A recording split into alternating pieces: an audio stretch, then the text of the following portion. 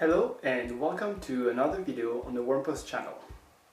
Today I'm going to share some experiences that I had traveling in Nairobi, and in order to give some valuable information for some people who might be thinking about having a business trip or medium to long term travel to Kenya.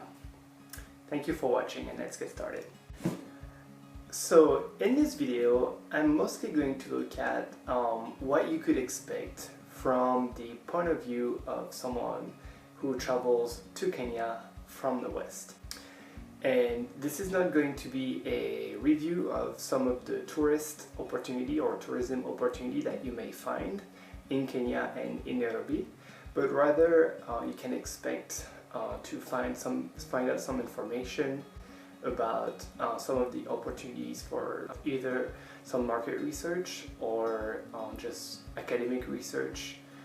If you're like me thinking of operating a business out of Kenya, here are some information that you might want to be aware of.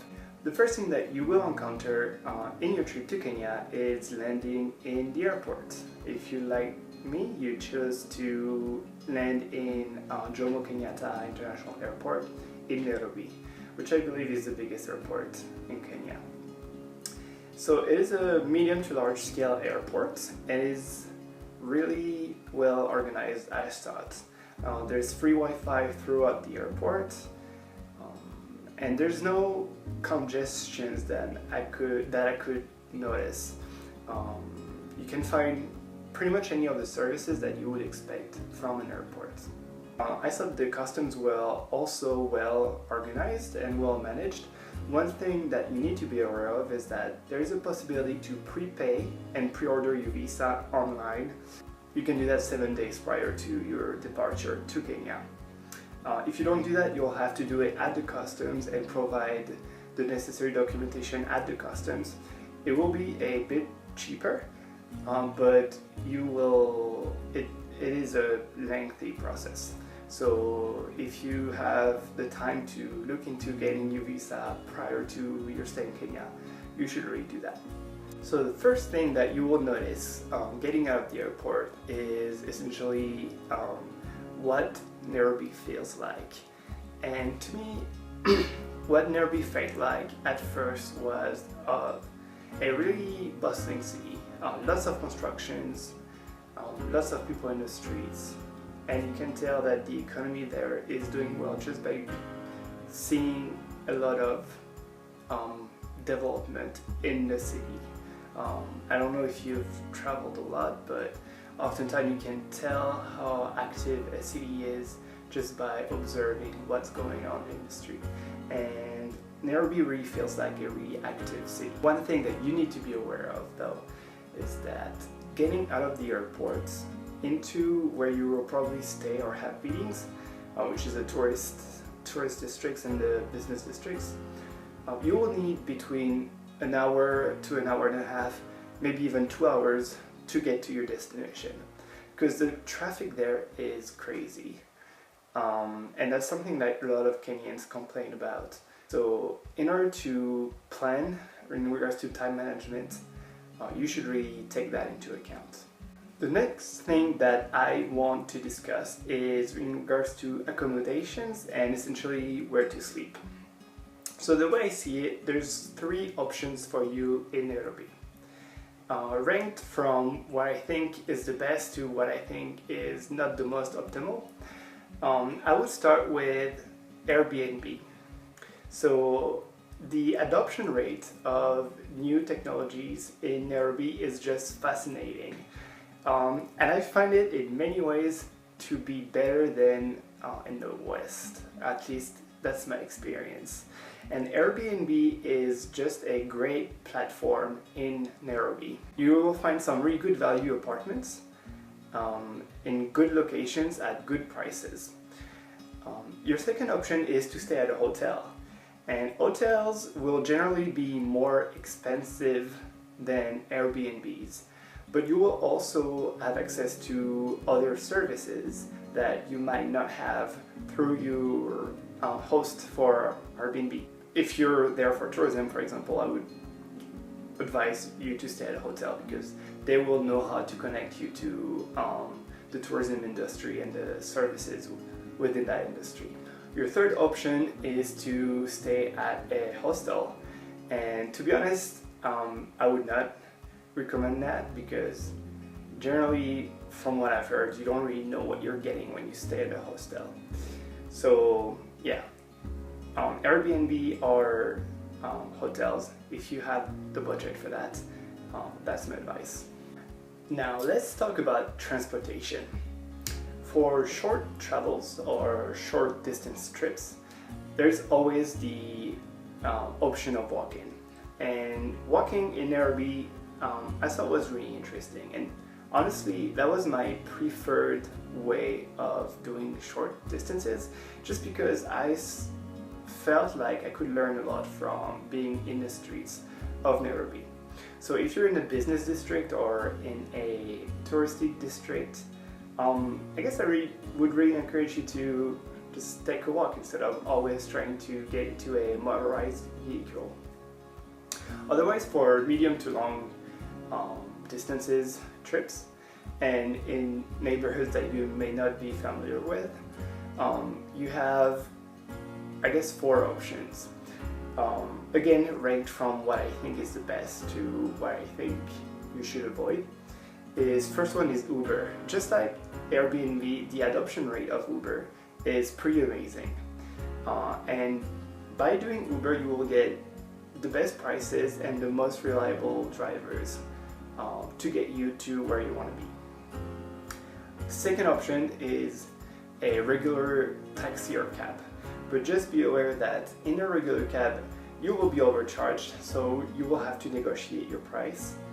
And then, from my experience, the driver might not know exactly where to go, which means you might get lost.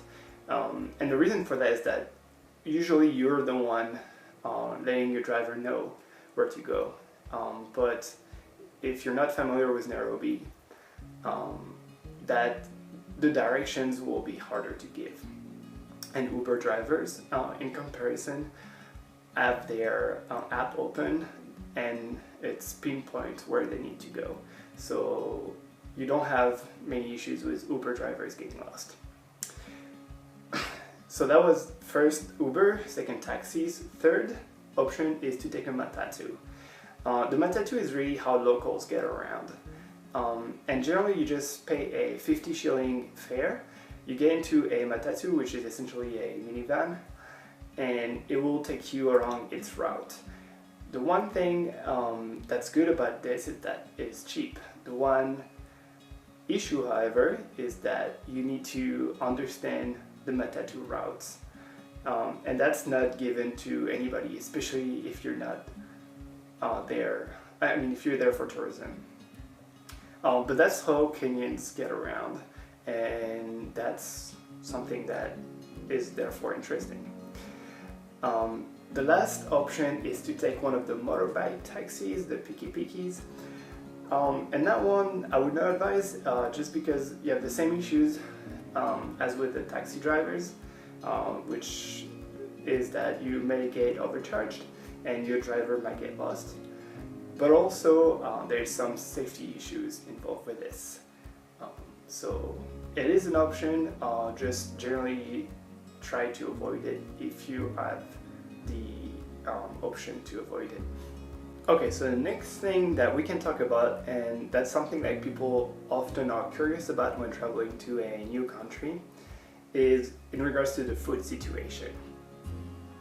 So to begin with, if you have booked an Airbnb or you have rented an apartment, you will most likely have access to a kitchen. If you have access to a kitchen, you can rely on doing grocery shopping and cooking your own meals. Just because if you're coming from the West, what you would expect to find in a grocery store, you will find in Nairobi's grocery stores. Maybe the brands will be different, but generally the type of products are very similar to what I could find in the US, for example. If you have the budget to go to restaurants, Then you will also pretty much find anything from local food, from street food, to international cuisine. But again, I think a lot of people like to travel to Kenya to experience Kenya, so some of the local food that you will be able to taste are, first one, the ugali. So ugali is essentially a mix of maize and either millet or sorghum flour, and that comes into a round shape, essentially, that looks like mashed potatoes. It tastes pretty bland, but you essentially are supposed to, first of all, eat it with your hands, and roll it into a bowl and pick up some of the rest of your food that will be on your plate with your ugali. Another typical Kenyan dish is sukuma wiki. Sukuma wiki is essentially a fried spinach stew or fried kale stew. First of all, it's really nutritious, and it's actually, I liked it. I thought it was really good. Last thing, if you eat meat, you'll essentially find any meat that you would expect in Kenya. Now, I want to talk about the difference between traveling to Nairobi and traveling to the rest of Kenya. Even though I've only been to Nakuru, which is a town about 2.5 hours of matatu at northwest of Nairobi, I believe being in Nakuru was a good example of what you can expect outside of the capital, because the situation is a bit different. So going over it briefly, first of all, the best way, I believe, to go to a provincial town is to take a matatu. If you're going towards the west, toward Nakuru, Naivasha, Kisumu, Eldoret, there's a great matatu company that is called Molo Line Shuttles, Prestige Shuttles, and I really advise you book a trip with them. For Nakuru, for example, it's only 400 shillings, and you are in a really comfortable matatu that's safe for your luggages and can pretty much drop you off in convenient locations. But once you are outside of Nairobi, Uber doesn't work anymore. So the transportation situation gets a little bit dicier. There you have a couple options. You can either rent a car if that's within your budget, but be aware that driving in Kenya is a bit hectic. There are no traffic lights, and people know how to drive. They drive really well. I haven't witnessed a single road accident. But I think that as a first-time driver in Kenya, there's a lot to get used to. So that's for renting a car. Otherwise, you have to know the number of a driver, and you can rent his services throughout the day, or maybe even the week. But that's also going to be fairly expensive. And then again, you have what locals use, which is the matatus, and I think that becomes a lot more of a necessity to get used to the matatu system once you're outside of Nairobi. For accommodations in Nakuru, I could also find a lot of Airbnbs and a lot of hotels. I ended up staying in a hotel because I found a really good deal, and I was really pleased with that hotel, which was only a 2-star hotel, but to me it felt like all the comfort that you can expect from a higher, well, from 3-star hotels, to be honest. No, I want to talk a little bit about the particularity of traveling to Kenya for research or for business, because that was my case. And even though you'll find a lot more on this channel regarding my findings during this trip, on which I was for a market research for a social entrepreneurship that I'm going to be operating in Nakuru. I think it's one of the first things that I was over really interested in seeing and really happy to see regarding Kenya is the entrepreneurial culture that there is. People are designing really inventive solutions to very well understood issues and social issues. And as a social entrepreneur, I loved seeing that environment of entrepreneurship. You will find a lot of opportunities for finding out how business is conducted on the ground from small-scale entrepreneurs. You will find a lot of civil society organizations that are organized around a social condition that you can go interview and ask the local stakeholders what is their needs in regards to an issue, which I think is one of the vital role of a social entrepreneur, to understand from local stakeholders. You'll also find a lot of government programs. Government programs, you don't always know how efficiently they're run or how effective are their solutions to a particular issue, but if you look for people that you can meet that are working on an issue, that is an option that you will find plenty of, and that will be really interesting for either your business or your research. Next, I want to talk about the people that I met in Kenya.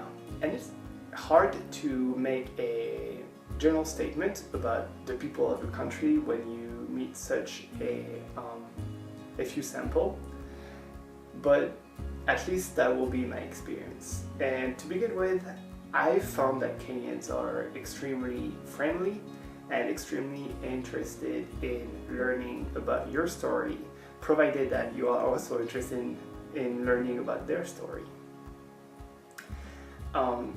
It was really amazing to see how a lot of people were willing to help me. And one thing that worked great for my interactions with people is just, it's general a good rule wherever you are, but especially in Kenya and as a social entrepreneur, explaining how you can start a mutually beneficial relation with people. May it be local business leaders or government officials that you will need to be in touch with if you're thinking about starting either a non-profit or a social organization, social entrepreneurship. So again, emphasize the mutual beneficial aspect of the collaboration that you're trying to establish, and also don't be afraid of using a few Swahili words here and there. It is very much appreciated, I found out, and honestly I understand why, because even though English is the official language of Kenya, Kenyans among themselves speak either their vernacular language or Swahili. And if you're able to at least sort of follow due process in Swahili, it will give you a big edge into building trust and connecting with your counterpart on the personal level. So my advice is, do learn a few words of Swahili prior to your trip.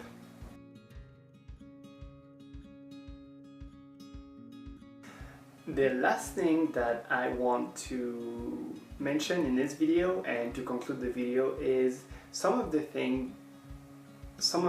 aspects of being in Kenya that I wish I knew before in order to better plan my trip. And some of these are not necessarily a good thing, and some of them are really good things that I wish I knew in order to do more of them. First thing, pretty trivial, but cold showers. In Kenya, and I guess there's in other countries as well, but my first experience of it was in Kenya. there's a switch outside of the bathroom that turns on the water heater that goes directly into the shower head. So don't take cold showers, just find the switch. It's generally a red switch, and it's pretty standard in Kenya, at least in all the locations I stayed at. There was a switch like that. Second is phone and internet technology, and especially data. So my advice is right out of the airport, get a Safaricom SIM card. Their offices right at the exit of the airport, and you just have to walk 20 meters. And if you get a Safaricom SIM card, you will have access to really cheap calling, really cheap data in Kenya, and also really good coverage of 3G and 4G. I was so impressed with this. The satellite network for 3G and 4G and the coverage of it is exceptional in Kenya. I think it's better than in France, to be honest with you. And that's something that I love knowing. Third thing is bars of hotels. If you're staying at a hotel, make sure that you have the room the furthest away from the bar, because hotel bars are really loud at night. And if your room is right under a hotel bar, you will run into some issues getting some sleep. And I am aware that it's an issue that's also in other countries, but I guess Kenyans like to party a lot, and even during the week and even late at night. So that's something that you might want to be aware of. Fifth thing is, and something that I mentioned before, is just generally walking in the streets. Both in Nakuru and in Nairobi, walking in the street was my favorite way to essentially hang out or spend some time in between meetings and relieve some of the stress. I thought it was absolutely fascinating just seeing Kenya from the streets and not from the window of a car. Everywhere I went, it felt safe. I went during the day. And generally people pay no heed to someone who doesn't look like he or she is from around that place. And then lastly, I want to conclude this by general thoughts on economic developments, because that's a lot of what business people and social entrepreneurs are going to Kenya to witness, the economic development of Kenya. And I thought it was just amazing. The pace at which the country seems to be developing, and talking to locals as well, that feeling is shared.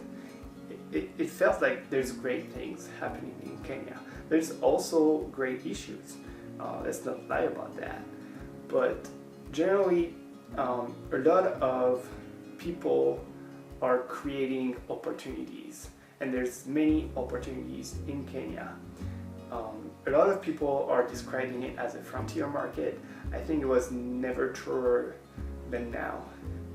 Kenya is a frontier market, and it is really worth your time, not only as a tourist, but also as a social entrepreneur or someone who wants to do good in the world. So that's my last thought that I'm going to leave you with. If you're on the verge of trying to decide whether you want to go to Kenya just to witness what's going on there, do it, because you will be amazed. And that's pretty much it for this video.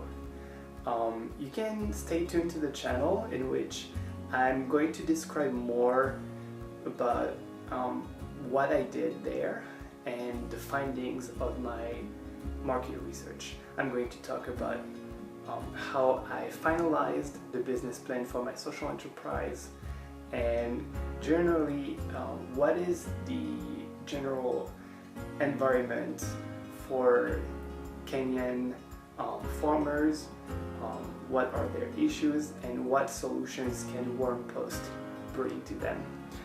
So thank you so much for watching, and I will see you on another video on the channel.